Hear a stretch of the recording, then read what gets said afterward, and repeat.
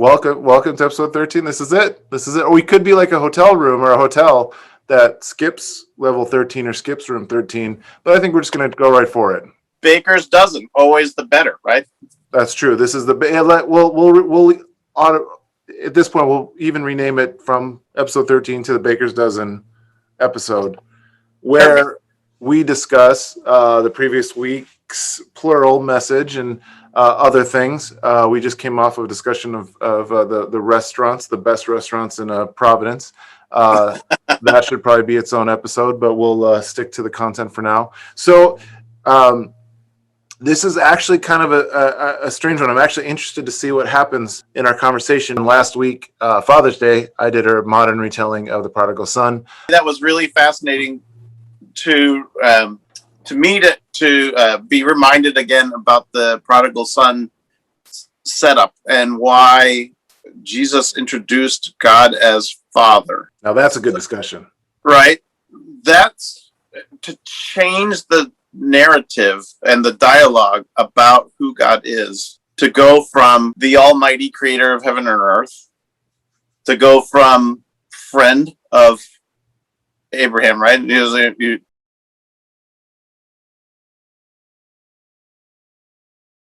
Always considered Lord and Lord God Almighty, highest, right? Inaccessible. And in whose presence you will die. In whose presence you will die. Moses got to see a glimpse of the tail of the train, and he came down glowing, right? Radioactive.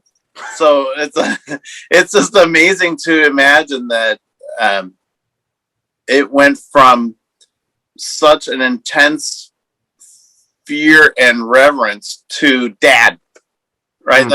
Like that's a dramatic turn. And to imagine, especially the gap of time between even like Isaiah, I'm not worthy. Angel comes, touches the lips and says, okay, now go ahead and speak.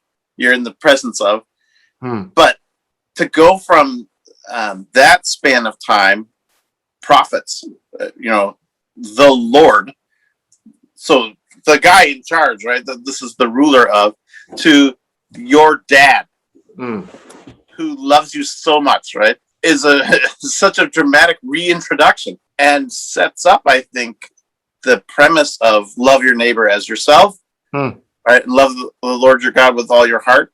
And then you have your Father who loves you equally, right? Or more, obviously, back, because he sent his son to die, right? So that's a big change, a big turn. I don't even think Adam refers to him as father, where he was literally created by him, like physically right there out of the dirt.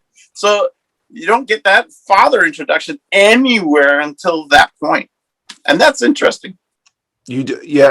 And you get, there's a couple places, I don't know where, I'd have to look it up, where it says, was it in Jeremiah or something? I don't know, where it says, I carried you like a father carries his kid, his son. But it's a simile. Like it's not meant as a name. It's not meant as an identity. This is how it happened. But like it's, God was inaccessible is a great word. I think, God was always kind of inaccessible.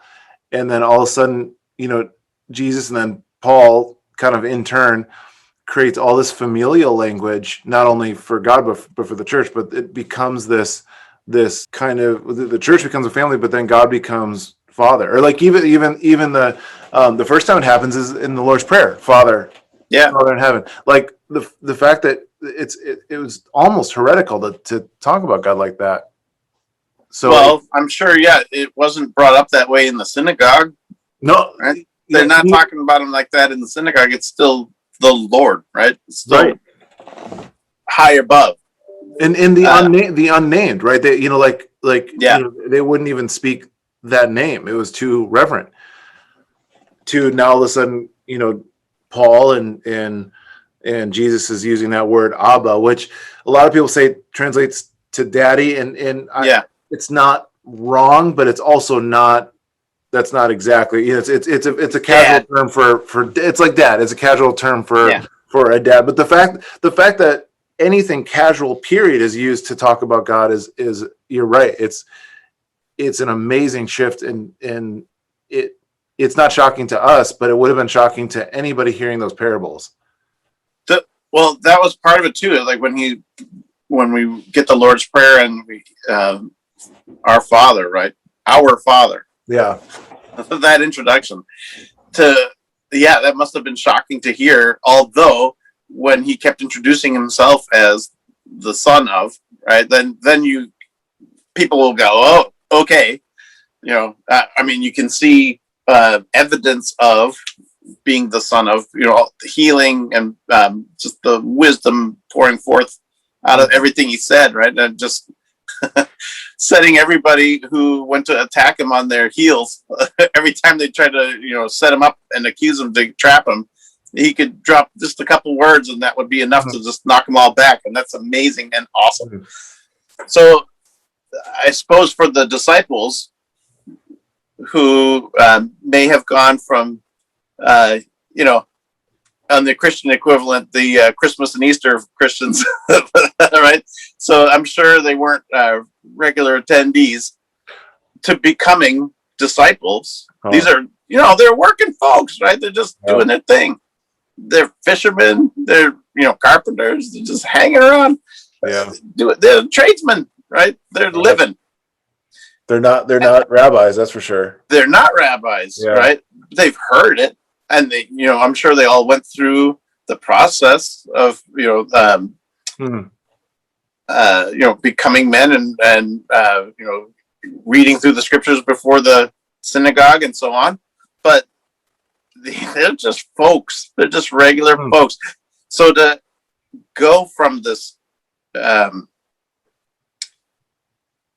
concept of, the Lord, the Almighty, high above, highest exalted, even in the Psalms, it's still Lord. Even when he cries out to him, he cries out to the Lord, and those are heartfelt. Even the worship is heartfelt, but still it's personal. Yeah, and still there's a gap. You're right. There's a distance between, so that distance is filled. Right, that's the really amazing part, by the word Father. Yeah, that's amazing. I've not thought about that. The fact that you're right, David and whoever else is writing the Psalms, I mean, they're not sparing their emotions or sparing their experience. They're just, this is exactly what I'm feeling. This is the vulnerability of my own situation, anger, sadness, the whole bit, and they still call God by the most reverent name. Yeah, there's still that separation. Yeah, you're right. That's an interesting contrast to, even when you get to people like Elijah and Elisha, right? Prophets who are like conduits, right? They're, word and action directly, right? Powered by God, still not calling him Father. Yeah. So it's a big change to switch from that in the Old Testament, as we call it, right? To go from that concept to now it's Father God who loves us, right? Not just being reminded of the guy who kicked off creation and then regretted it and then wiped it out. I'm going to start over. Let me just flood this place out, start all over again. Or, the moment when Moses is up on the mountain and the Israelites had made the golden calf, and God's like, you know what? I'm just going to wipe them out and start over with you. And Moses is like, wait. It's a lot of work. Forget it. Let's just keep what we got. I don't want to do this again. Yeah, come on, man. This is exhausting. But it's kind of a strange pivot to go from creator and a creator who will delete to the one who sent his son to die on behalf of. That's interesting, and yet still the same God. Yeah, and that's the one of the big critiques you hear, right? Generally is between the Old and the New Testament is that it seems like two different gods. how, like, which you just mentioned it's not, and I agree, and I there's God is incredibly consistent throughout. However, um, like, I guess how do you talk through that shift between kind of the generalized view of the Old Testament and how they view God versus the generalized view of the New Testament and how they view God? I mean, you talked about the differences, but like, how would you justify the consistency of God's character, but also the difference in which people talk about God's character or God's So a identity? nice, easy, light topic. Yeah, Yeah. something we can handle in the next 10 minutes. No biggie. Yeah. So prior to Jesus's arrival, there's the routine of sacrifice, and the cost of sin is understood as physical death. Right? I mean, everything's pretty harsh. You do the crime, and then the punishment is this, right? It's just it's gonna happen. Like I was hoping you'd say you do the crime, you pay the time, but that's, you can say, But there's no. I was trying to not, because they were not going to prison. that is true. Yeah, that's true. Consistent with what you're saying. Yeah, you're right. It's harsh. It's life. Life was short back then. Prison is just like, that's where you put enemies of the state. Apparently, in those days, your worst case is you're ostracized, right, with leprosy or some other disease. But yeah, you don't have time. Time's not an option if you're living to a ripe old age of maybe 50. then yeah, life is short. You gotta hustle. So you just like pay up. Right? That's it. It's interesting to go from the rigidity of formalized religion, which came along during the Exodus, right? Mm-hmm. And I think even God had it pretty simplified, and then he was like, "Fine, you want to complicate it? Awesome. Here we go. These are the rules. Let's get all these things, and then go hunt around and find dugong skins. Good luck. And then you really want to do this? Awesome. Here you go. Find someone who trades in dugong skins, right?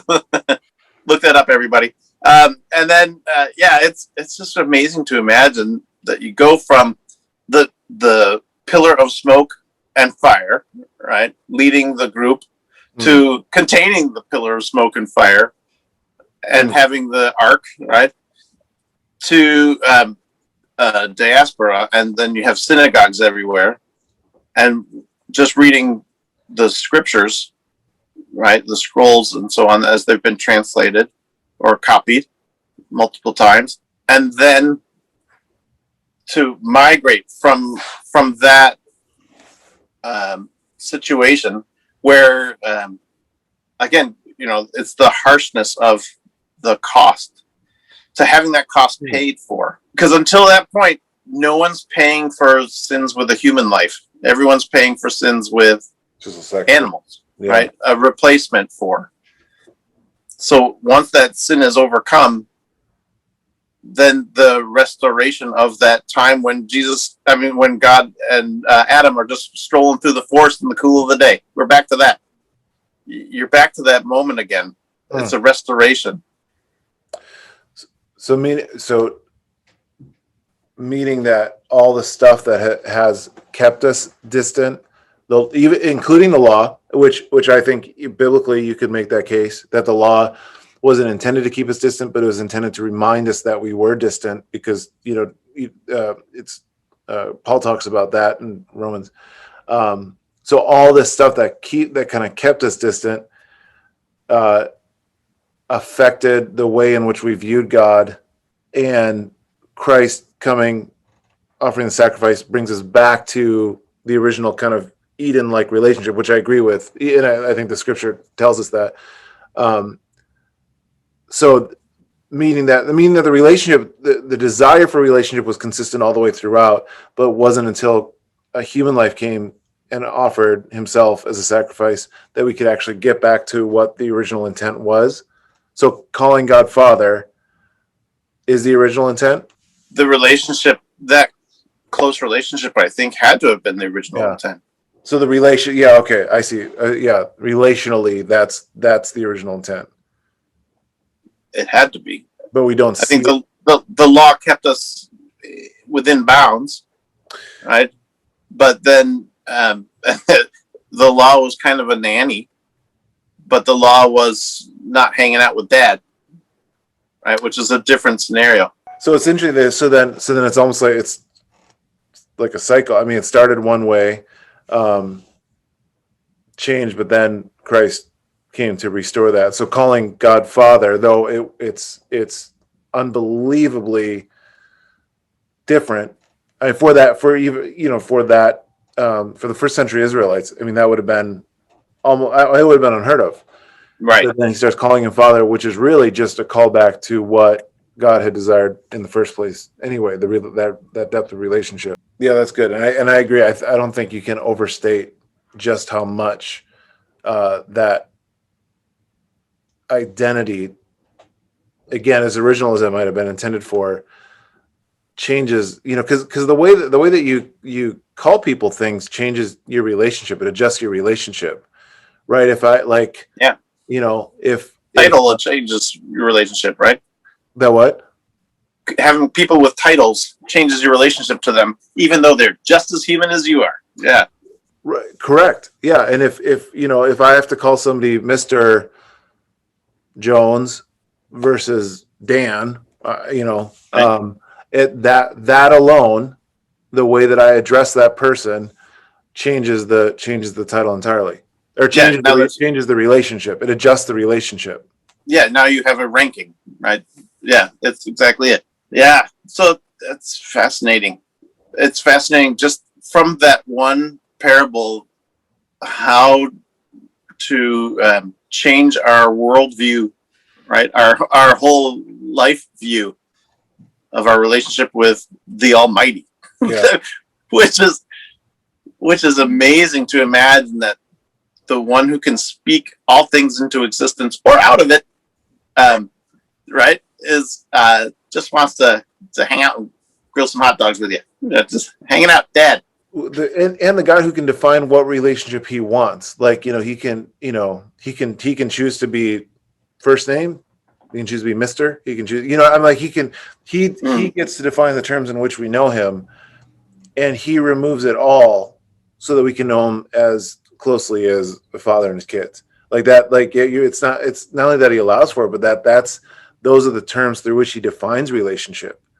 Is that he would even, yeah, you're right. God who calls things into existence would actually want to, not even that he allows for it, but the fact that he has deemed it so, like he was made that to be not only a possibility, but like his default position is like, no, this is the kind of God I am.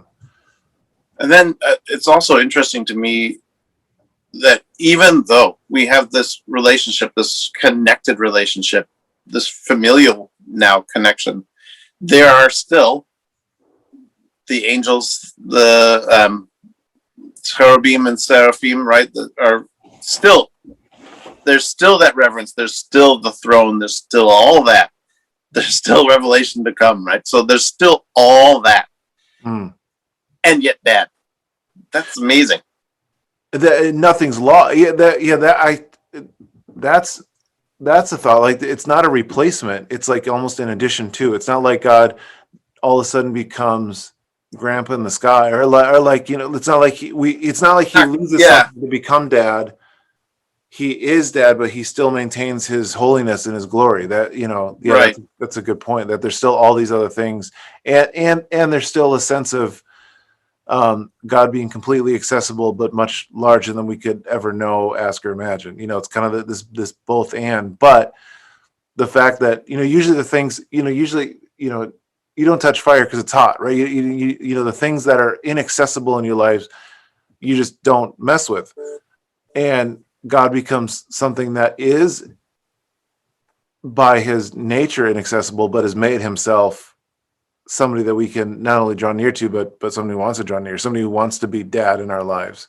So it's this weird paradox that both are true. It's not a loss, that God lost something in order to become, Christ, that sacrificed Christ, but God didn't lose his glory permanently to become dad. He maintains it while still being a God who's accessible. It's amazing to imagine all of that, right? And where we fit into all of that. That's actually the other part that kind of boggles the mind a little bit. Like, with all that is holy and set apart, but that's Dad. That's God the Father, right? Yeah. What are we not doing right? What are we just skipping past because it's Dad, right? There has to be I think there is a place for the reverence, and you can feel it when you go places where there is a reverence, right? There's a distinct moment where you pay attention to the austerity of and the magnitude of who this is, when you recognize that portion of the character of the person, right?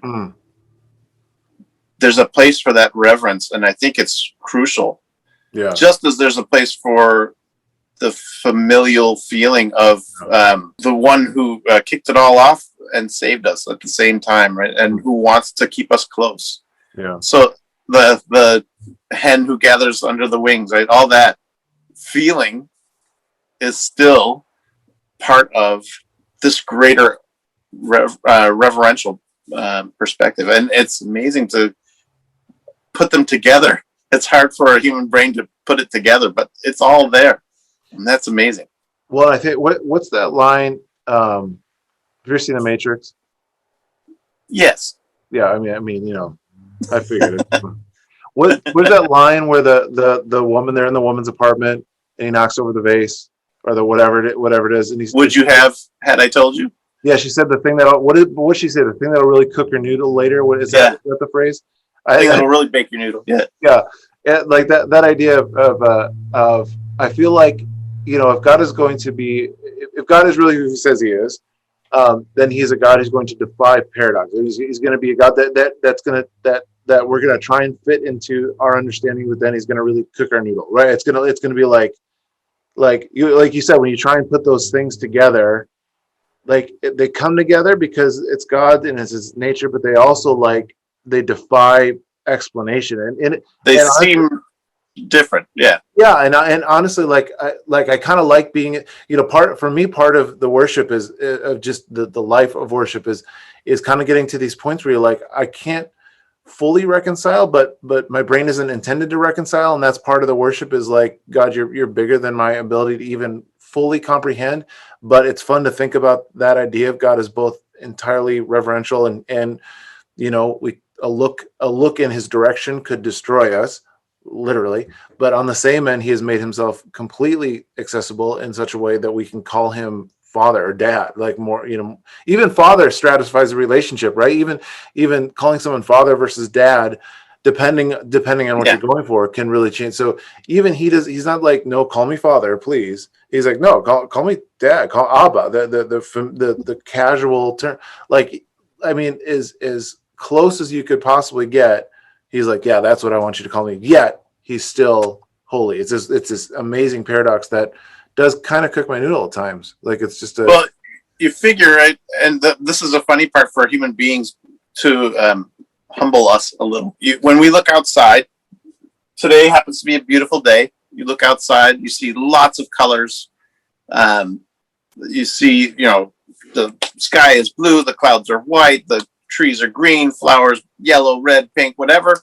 And then you are reminded that your brain and eyes didn't bother to pick up on UVA rays, right? We don't see ultraviolet. And insects can, right? It's like things with much smaller brains than us. Right? So there's so much we don't perceive or put together, and our brains can barely handle. So it's funny, like, people go, how do you justify all that? How do you, our brains can't handle all these things. It is, right? We know that it is. And so we have to accept that it is, because other things are interacting with it on those levels. This is as far as our heads get. Yeah, like, you're right. I go out and I get a sunburn, but I don't know why. It's ultraviolet, right? That's it. Looks like a beautiful day. Sun wants to smack me. But it's painful. but it's painful, and it's not an immediate and obvious thing, but it's a light wave that's happening, right? And that's an interaction that's affecting me. And it's funny for people who like try to box it all in, and you need to understand all the parameters of what's happening. And sometimes it's a lot more than you and I and smarter people than us are going to be able to wrap up neatly.